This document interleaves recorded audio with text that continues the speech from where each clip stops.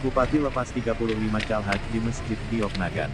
Sebanyak 35 jamaah calon haji calhaj kloter 5 dilepas Bupati Nagan Raya HM Jamin Idam, yang berlangsung Masjid Agung Baitul Ala Nagan Raya, Jumat 17/6. Sebelum pelepasan calon haji dilakukan menepung tawarik pesujuk secara simbolis kepada jamaah yang pertama haji.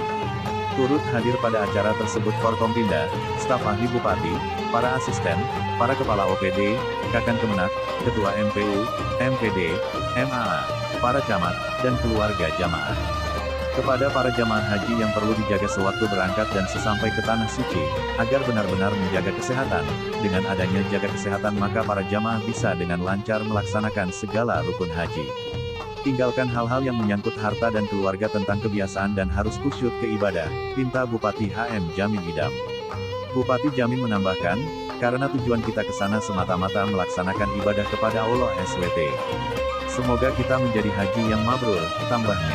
Sementara, Kepala Dinas Syariat Islam setempat, A.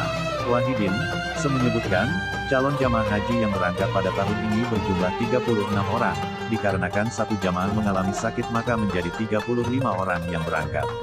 Wahidin menjelaskan, rombongan jamaah haji Nagan Raya tergabung dalam kloter 5 gelombang 2, sebelum berangkat ke Tanah Suci, jamaah haji dari Kabupaten Nagan Raya akan menginap di Hotel Liding Banda Aceh kemudian paginya langsung menuju ke Asrama Haji Embarkasi, jelasnya. Ia mengungkapkan, jika tidak ada kendala apapun diperkirakan jamaah haji akan sampai di Tanah Suci pada tanggal 19 Juni tahun 2022 hari Minggu sekitar pukul 3.15 pagi waktu setempat, ungkap Wahidin.